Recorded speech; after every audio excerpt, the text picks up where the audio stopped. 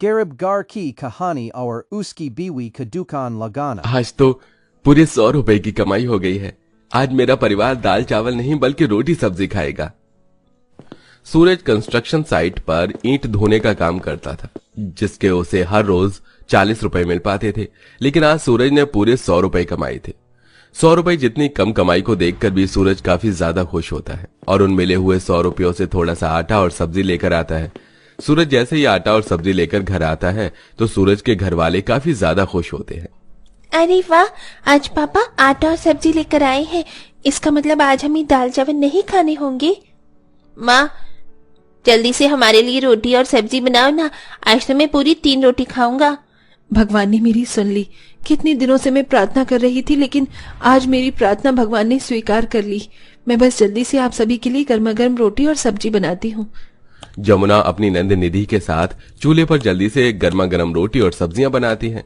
देखने में तो ये सिर्फ मामूली सी सब्जी और रोटी थी, लेकिन इस परिवार के लिए ये खाना किसी दावत के खाने से कम नहीं था। जैसे आज हमने ये सब्जी रोटी खाई है, कल भी हम इसी तरह सब्जी रोटी खाएंगे ना माँ?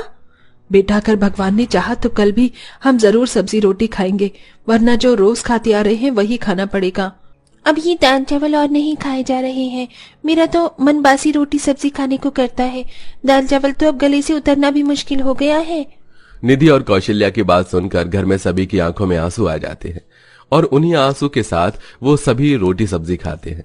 आज के समय में रोज के सिर्फ 40 रुपए कमाने वाला इंसान अपने इतने बड़े परिवार को क्या ही खिला सकता था।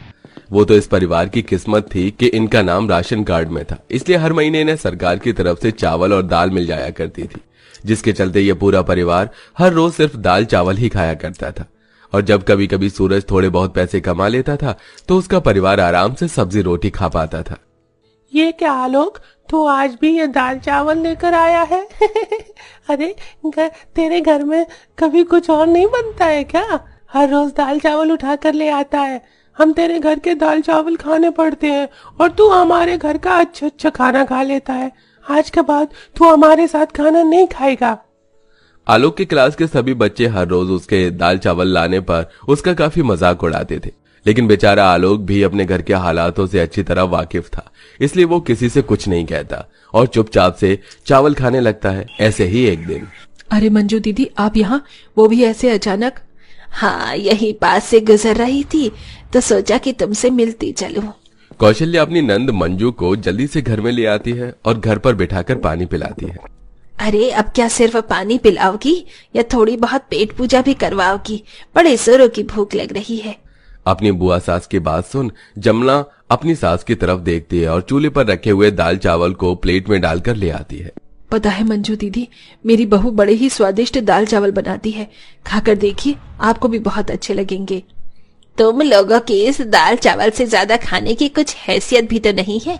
मैं अच्छे से जानती हूँ, ये दाल चावल तुम्हें सरकार की तरफ से मिलते हैं, इसीलिए महीना भर तुम यही दाल चावल खाते हो। तुम्हारी क्या इतनी भी हैसियत नहीं है कि घर में आए मेहमान को कुछ अच्छा खिला सको? कौशल्या की नंद उसकी और उसके परिवार की बेइज्जती पर बेइज्जती करे जा रही थी, लेकिन बेचारी कौशल्या चाहकर भी कुछ नहीं कर पा रही थी। पूरे परिवार की बेइज्जती करने के बाद मंजू वहां से चली जाती है, जिससे कौशल्या को काफी दुख होता है। अगर कोई इंसान गरीब है तो क्या उसकी कोई इज्जत भी नहीं है? लोगों को सिर्फ पैसा दिखता है, किसी के दिल का प्यार नहीं। माँ जी, संभालिए खुद को, एक दिन देखना सब कुछ ठीक हो जाएगा। जो लोग आज हमारी गरीबी का मजाक उड़ा रहे हैं ना, भगवान उन्हें उनके किए की सजा जरूर देगा।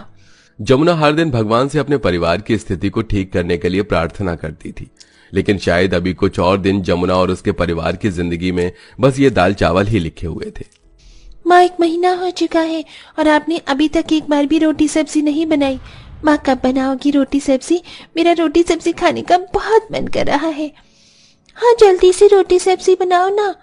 बेटा, अगर घर में सब्जी और आटा होगा तभी तो मैं तुम लोगों के लिए रोटी सब्जी बनाऊंगी ना। न जाने कब तक इन दाल चावलों पर ही हमें अपनी जिंदगी गुजारनी होगी।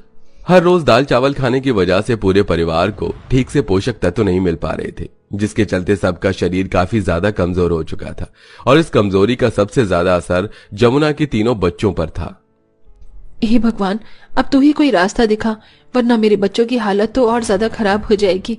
अगर मेरे बच्चों को कुछ हुआ तो मेरा भरोसा तुझ पर से हमेशा हमेशा के लिए उठ जाएगा। जमुना आंगन में बैठी मन ही मन भगवान से सब कुछ ठीक करने के लिए प्रार्थना कर ही रही होती है कि तभी जमुना देखती है कि कई सारी औरतें अलग अलग सामानों को इधर से उधर ले जाकर बेच रही होती हैं।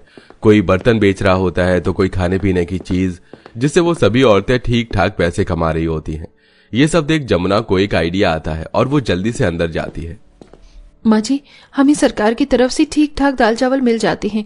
पूरा महीना खाने पर भी बहुत सारे दाल चावल बच ही जाते हैं। तो क्यों ना इन बचे हुए दाल चावल को बनाकर मैं बाहर ले जाकर बेचूं, इससे मैं कुछ पैसे कमा सकती हूँ। भाभी, आइडिया तो बहुत ही ज्यादा अच्छा है। अगर आप कहो तो मैं भी कुछ काम करना चाहती हूँ। वो सामने वाला बंगला है ना, उसमें एक नौकरानी चाहिए जो घर की साफ सफाई और खाना बना सके। और ये सारे काम तो मुझे आते हैं। आपके साथ साथ फिर मैं भी 2-4 पैसे कमा सकती हूँ। कौशल्या अपनी बहू और बेटी को काम करने की इजाजत दे देती है और अब अगले दिन से ही जमुना दाल चावल बनाकर उन्हें बेचने के लिए निकल जाती है। वहीं निधि भी उस बड़े से बंगले में सफाई का काम करने लगती है। दाल चावल ले लो, दाल चावल, गर्मा गर्म दाल चावल ले लो, सिर्फ 20 रुपए प्लेट। और ठेले वाले तो 40 रुपए प्लेट दे रहे हैं और आप 20 रुपए प्लेट दे रही हैं। ये तो काफी सस्ते हैं। मेरे लिए एक काम करिए, 1 प्लेट लगा दीजिए। जितने भी मजदूर फैक्ट्री में काम करते थे दोपहर के वक्त वो यही सब खाया करते थे। जहां एक जगह उन्हें ये दाल चावल 40 रुपए में मिल रहे थे, वहीं जमुना दाल चावल 20 रुपए में बेच रही थी, जिससे कई सारे मजदूर जमुना के दाल चावल के ठेले पर ही आया करते थे, जिसके चलते जमुना 20 रुपए करके धीरे धीरे पैसे जोड़ने लगी थी। वहीं निधि भी साफ सफाई करके ठीक ठाक पैसे कमा लेती थी और आज पूरे 1 महीने के बाद दोनों नंद भाभी पैसे मिलाकर पूरे परिवार के लिए पहली बार अच्छा खाना लेकर आती हैं, जिसे देख पूरे परिवार की आंखों में खुशी के आंसू आ जाते हैं। अरे वाह, आज खाने में शाही पनीर, मिक्स वेज, रायता, पुलाव, पराठे, खीर, पनीर की सब्जी, इतना सब कुछ है। मुझे तो पता ही नहीं था कि दाल चावल के अलावा भी इतना सब कुछ खाने के लिए होता है। माँ, अगर इनमें से खाना बच गया ना तो मैं सुबह लेकर जाऊंगा। फिर मेरे सभी दोस्त मेरे साथ लंच करेंगे और खुश भी हो जाएंगे कि आज मैं दाल चावल नहीं बल्कि अच्छा अच्छा खाना लेकर आया हूँ। हमारी हालत को देखते हुए मैंने कभी सोचा भी नहीं था कि मेरे मरने से पहले मुझे ये सब खाने को मिलेगा। जो इतनी मेहनत मजदूरी करने के बाद मैं नहीं कर पाया, वो तुम दोनों ने अपनी मेहनत से कर दिखाया। सारा परिवार अब बैठकर पहली बार इतना अच्छा खाना खा रहा था। उन्हें तो ये सब किसी सपने जैसा लगता है। अपने परिवार को पहली बार इतना खुश देख जमुना मन ही मन काफी खुश होती है और अब जमुना ठान लेती है कि वो अपने इसी काम को जारी रखेगी। दाल चावल बेच बेच कर जमुना काफी सारे पैसे जमा करके रख लेती है। निधि, अब तुम्हें उस बंगले में नौकरानी का काम करने की कोई जरूरत नहीं है। लेकिन क्यों भाभी? अगर हम दोनों में से किसी ने एक ने भी काम छोड़ दिया ना तो हमारी हालत फिर से पहले जैसी होने लगेगी। नहीं निधि, अब ऐसा नहीं होगा। मैंने दाल चावल बेचकर बहुत सारे पैसे इकट्ठा किए हैं। अब इन पैसों की मदद से हम दाल चावल के साथ साथ और भी कई तरह की चीज बनाकर बेच सकते हैं, वो भी सस्ते दामों पर।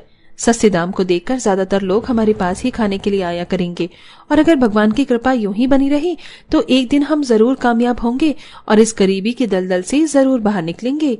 निधि को अपनी भाभी की बात काफी हद तक सही लगती है, इसलिए अब निधि जमुना के साथ मिलकर दाल चावल के साथ साथ और भी कई तरह के खाने पीने की चीज बनाकर उन्हें बेचती है और सिर्फ कुछ महीनों की मेहनत से अब उनकी माली हालत भी ठीक होने लगती है। दोनों नंद भाभी अपने छोटे से घर की अच्छी खासी मरम्मत करवाते हैं।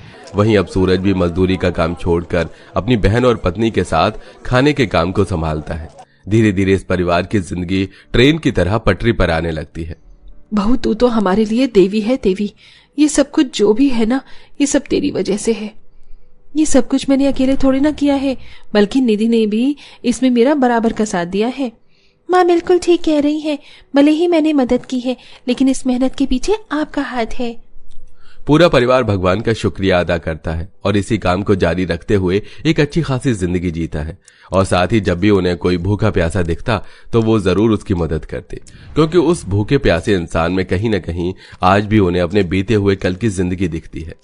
ये होती है एक गरीब की जिंदगी, जिसे हर एक छोटी छोटी चीज के लिए तरसना पड़ता है। लेकिन कहते हैं ना, मेहनत करने वालों की कभी हार नहीं होती। जैसा कि हमारी कहानी की इस गरीब नंद भाभी ने जी तोड़ मेहनत की और अपने दम पर एक अलग मुकाम हासिल किया।